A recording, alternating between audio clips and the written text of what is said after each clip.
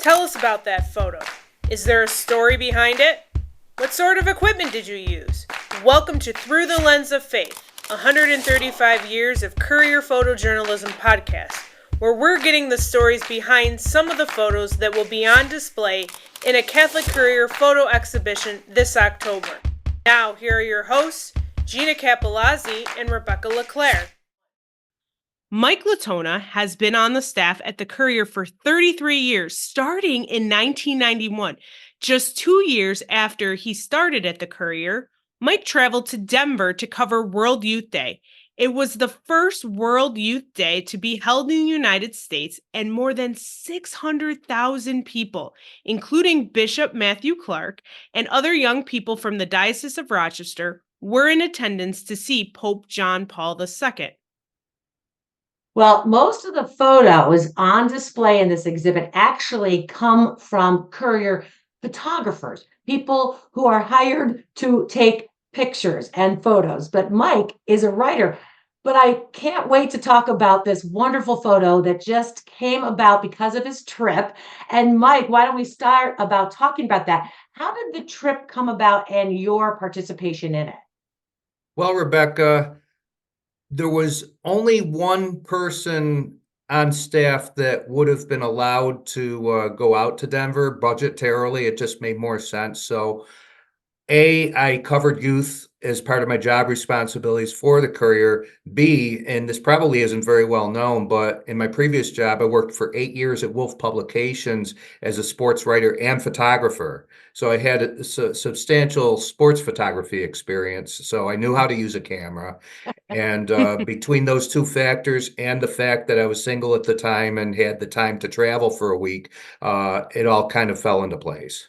Well, Mike, we know you have many, many talents, but most people know you by your byline for your articles. So when this photo opportunity came about, well, it was just basically a combination of your skills on this wonderful trip. Do you normally go out of state for these kind of trips a lot? That was the first time I had gone out of state for anything Courier related, and I think, unless memory escapes me, it's still the only time. I've traveled out of state for newspaper conventions, but to actually cover an assignment, we usually stick within the 12 counties of the Diocese of Rochester, and it's once in a blue moon that any of us actually travel. So that was a very, very, very unique experience for me. Now, Mike, I got to ask this question because I know you don't like to fly. So, how did you get out to Denver for World Youth Day?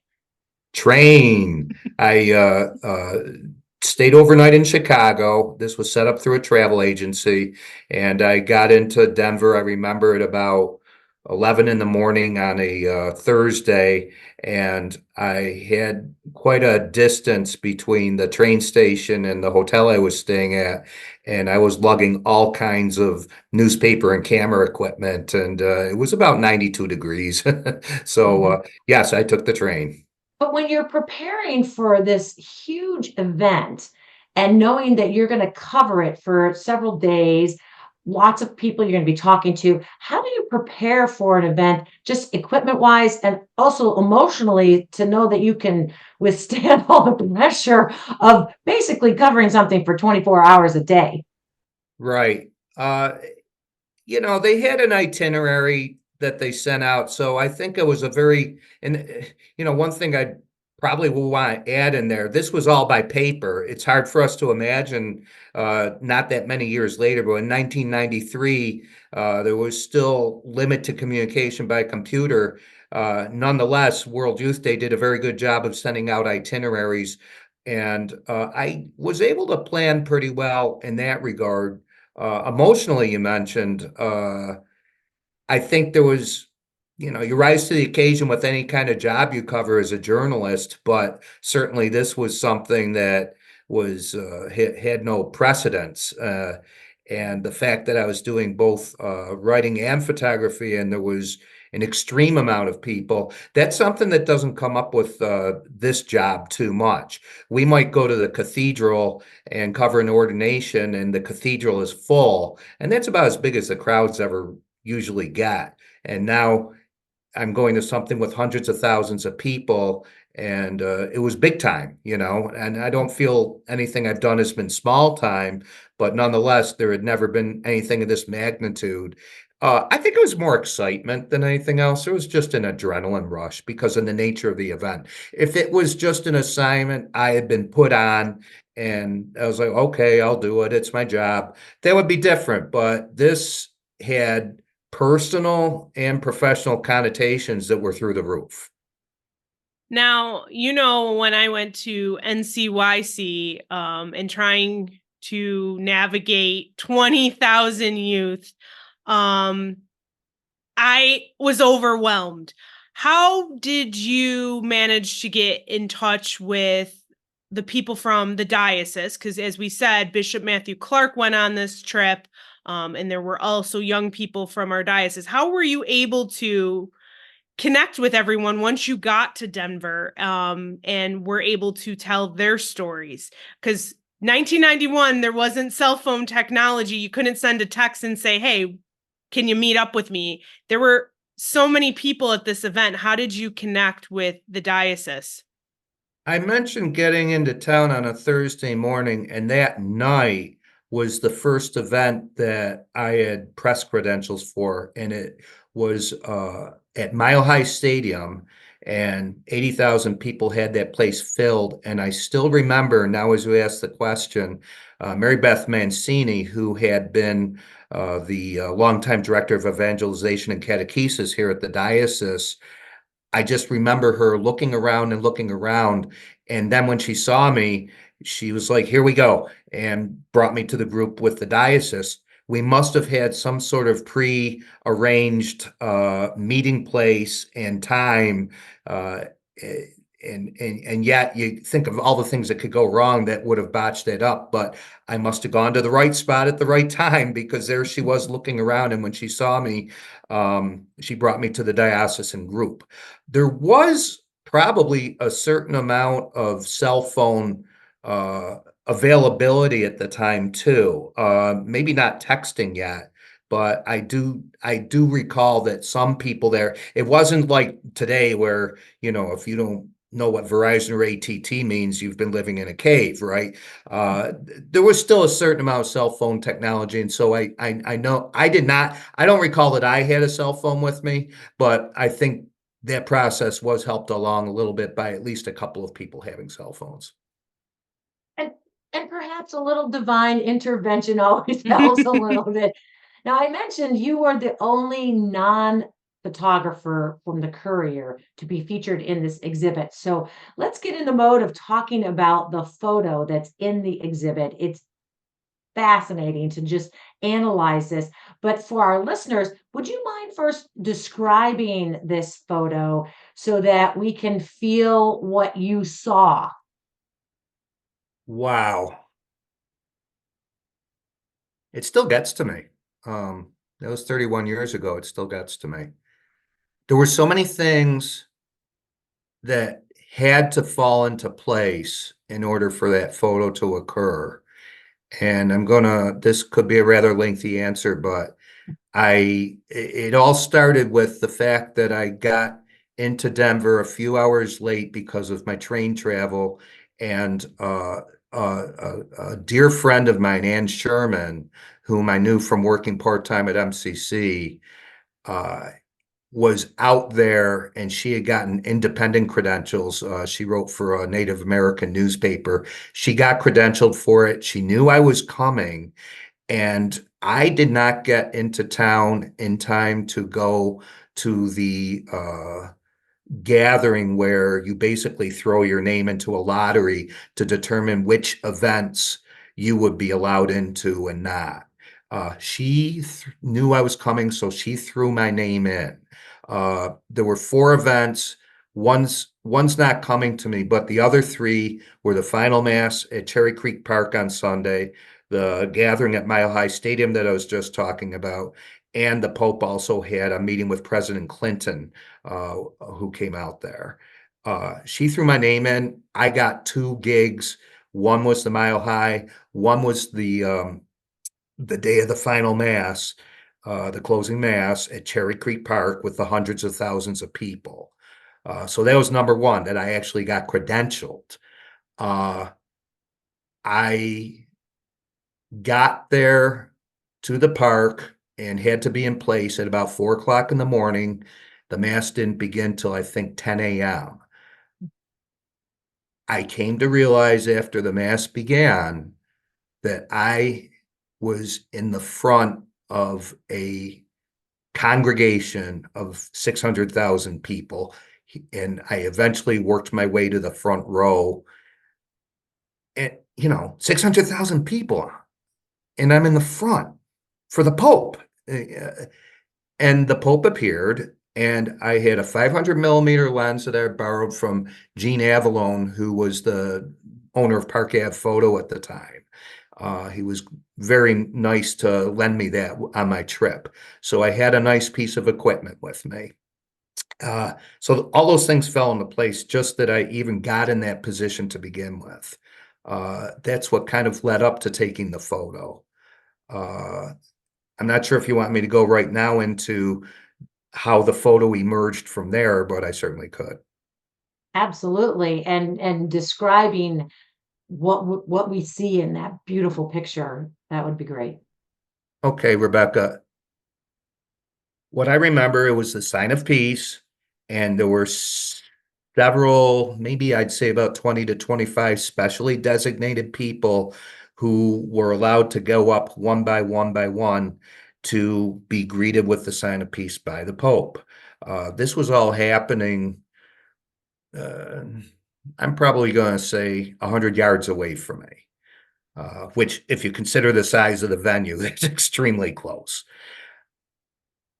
Everybody was going up silently, and I was just snapping away. It was all very routine, if you will. I mean, it was a very special event, but nobody who was coming up said or did anything out of that was different from the other person, and neither did the Pope react any differently. It just was a bit of a, conveyor belt feeling. Then I heard a young woman crying audibly from where I was, loud and clear, and she waddled up there, going from side to side to side. It was very obvious she had some sort of a disability. And I can still see in my mind the Pope's expression changing from, I guess, what you would call general compassion to something deeper for her. His face really softened up. And everybody else who had gone up to the Pope shook his hand. When the Pope saw this young woman and how she was struggling to get up to him and how emotional she was, he didn't shake her hand. He just threw his arms around her, and they had a big hug. And that's when I snapped the shutter. Did you did you realize at the time what an incredible photo this was? I had an inkling, and I say that because I saw the Pope's expression change through my lens so visibly. And I had an inkling, but you don't know if you have the perfect focus, right? You don't know if you shot right at that split second. He obviously didn't embrace her for 5 minutes. So that embrace realistically may have lasted 5 seconds. You just don't know until you get the film processed. This was before digital cameras, I should add. I was using regular black and white film, and you just don't know for sure if you had your settings on your camera correct. Kind of a scary feeling. So I was hoping, and I do think that when I got all the film developed back in Rochester, I was looking to see especially how that particular photo had turned out. So I would describe it as I had a feeling, but even then, when I did see the finished project, I think I just went, wow, this really happened. I think I was with my brother. He came with me to pick up the printed photos from, and we both just went, oh my goodness gracious, gracious. I'm curious, did you ever have any further connection with the woman? We don't see her face. You've described what you saw leading up to that photo, but were you able to connect with her at all? When the mass was over, I think it helped that she stood out so much.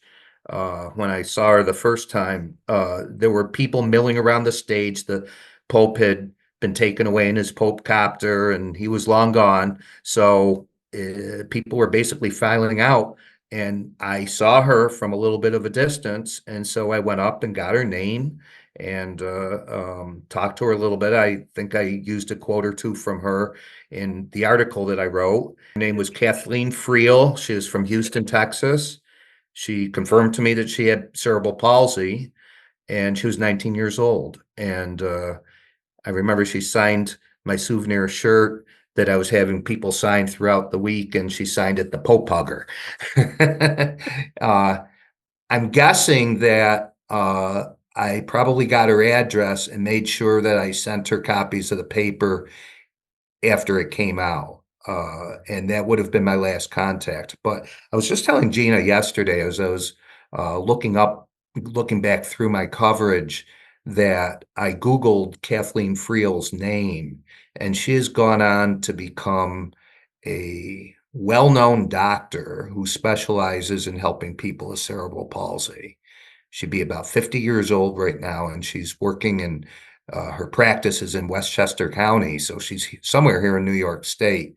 And I certainly have a mind, since contact information was put out there, to get a hold of her and let her know that we're doing this project. It'll be the first contact we've had in over 30 years. Oh, that will be great if you can connect with her and tell her about this podcast. When you look at the photo today, what comes to your mind? What memories come back to you? Just getting it in front of me here. I have a copy of it.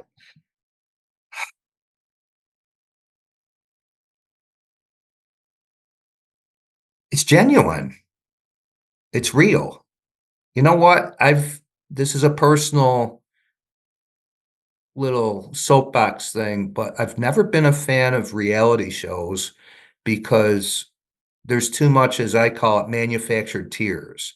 Uh, Maybe the emotions are real, maybe they're not, but you have definitely producers wanting these people to show their emotions, and sometimes in a not so great way. I'm not so sure that on certain shows where the contestant loses or is kicked off the island or whatever you want to call it, and then they're crying about it, how much of that is crocodile tears. So that's just a little personal bias on my part. Uh, this was real. It's as real as you're going to get. And that's the part that stands out to me. It says, I realize that it's only one snapshot of a man who is now a saint, but I just think when you think of all the other things that have been said about St. John Paul II, nobody should be surprised that a photo like this existed. I think it captures him at his best. And when I think of all the love that was pouring out for him when people saw him that week, uh, it all fits. It's as real as you're going to get. And I did have the privilege of seeing the front of Kathleen's face. You only see the hairdo, and she was just lovely too. It was. I guess even if the photo hadn't turned out well, the moment itself was so powerful. And so that's what I think about. As I said, I can still hear her crying as she went up to see him. You are so blessed, Mike, to have these experiences as part of your job. And I know that you were at another World Youth Day with Pope John Paul. It was his last one that he attended in Toronto. But Would there be any other pictures or photos that you took that could be as memorable as this one? Was there anything else about that experience that you want to relay in this podcast? Yeah, that obviously that photo was the pinnacle of the week and a memory that will last forever. But so many other things happened during the week. Um, Bishop Clark there was 600 people from the diocese, young people, uh, sleeping on the ground at Cherry Creek Park the night before the final mass, uh, going to Mile High Stadium and seeing him appear for the first time. That was probably, I don't know whether it was shocking's the wrong word, but it was just so profound to actually see a pope with my own eyes for the first time ever, not on television, but with my very own eyes. That was at Mile High Stadium. Uh, so that was memorable. Talking to people all week, just we're here, can you believe it? All the other journalists were so excited. The only one that seemed just a little jaded, and I just think this is so funny, but at the press hotel, they had a big press room area for the working journalists. And as I was wandering through there, I came across Carol Bernstein, the same Carol Bernstein who co-wrote All the President's Men with Bob Woodward. And I went up to him, had him sign my souvenir shirt, and asked him what he was doing there. And he said, well, I'm writing a book about the Pope. And I was like, can you tell me more about the Pope? And he was kind of guarded about it. I think he said, well, it's still kind of in development. And I said, well, what kind of aspects are you digging into? And I thought about it later. I'm grilling Carl Bernstein, uh, who is famous for grilling people. And I thought, boy, I'm glad it wasn't in a mean way, but I was like, he could have said, hey, stop asking me all these questions. I ask the questions around here. So that came to me. And then I was going down the elevator and I was speaking to a clergyman who was all dressed up. And I said, yeah, I'm from Rochester, New York. And he said, well, I'm from Boston. And I go, are you a priest there? He goes, well, I'm the cardinal. It was Cardinal Law. And we were the only two on the elevator. So those kinds of things happen this week. I'm not a big celebrity worshiper, but I did get a kick out of those things happening. It just, again, it speaks to the magnitude of the event. But that's the big shot stuff. I think I don't want, us common folks. We were mostly, journalists and pilgrims from all over the world who sacrificed a lot to be there. And I don't include myself as the sacrifice part, but the pilgrims who went there, sleeping in the park. The final mass was about 96 degrees and people were passing out all over the place. You can't possibly have a well-controlled event with hundreds of thousands of people when the weather gets that hot. I mean, you can control it as well as you can, but there are just certain things that you're not going to be able to deal with because of the weather. So I think of the sacrifice of time and comfort that people made uh, to be there all week because this was that important to them. I think of the 600 people from our diocese and the immense fire they were on that came back and really permeated youth ministry throughout the diocese for years and years after that. Youth groups were not necessarily a common thing at parishes in the early 1990s, but that experience in Denver was really a galvanizing event for youth ministry in the Diocese of Rochester. And Bishop Clark should and did get a lot of credit for not just supporting what was happening, but being an active participant right down to sleeping in the park the night before with the kids. Well, Mike, I knew a little bit about this photo from working with you for the past 10 years, but I just learned a whole lot more. So thank you for taking time to talk with Rebecca and I about this photo. You can see Mike's photos and the Courier photographer's photos in an exhibit this October. For more information, visit our website, CatholicCourier.com/lensoffaith.